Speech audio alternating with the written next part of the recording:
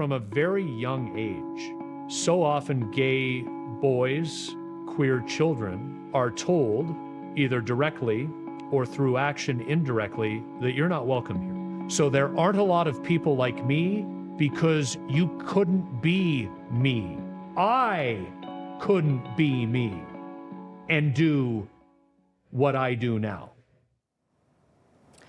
Well, that was a clip from the new Sportsnet documentary called Outfield, The Authentic Scott MacArthur. It dives into Scott's personal story of living life as a gay man in the sports broadcasting industry. And joining me now to talk about it is the star of that documentary and also a co-host of The Leadoff on the Fan 590, Scott MacArthur. Thanks for joining us, Scott. Great to be here, Erica. Thank you. Now, I did watch it last night. I would recommend anyone to watch it. It's powerful, it's moving, and it kind of leaves you with things to reflect on. So first, Scott, just tell us about the new documentary, why you decided now was the time to share the story.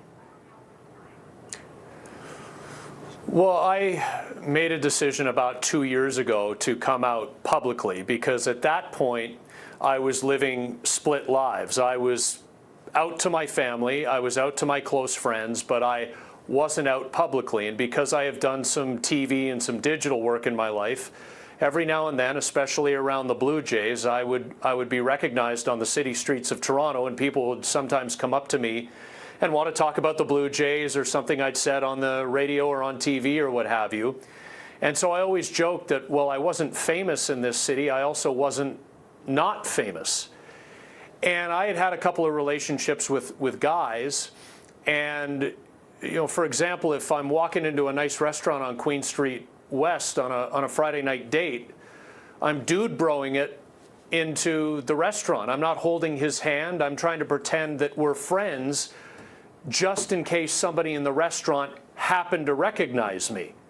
And so I made the decision to come out publicly so that I could live freely. If you fast forward to today, I wanted to delve deeper into my story, and I was asked by Sportsnet to do it, and I was happy to do it because I think that this is a relatable story for almost anybody, particularly parents of children, because parents simply want their kids to be happy. And if you watch this documentary, you'll get that from my folks and young LGBTQ plus people who are athletic and who love sports, but who sometimes turn away from sports because sports culture isn't welcoming.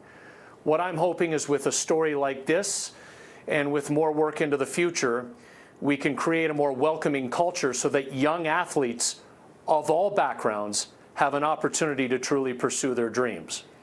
And Scott, I just want to sort of talk about that a little bit more, because in that clip we saw, you explained that you couldn't be yourself and do what your true passion was. So do you still think that stigma exists in the sports world?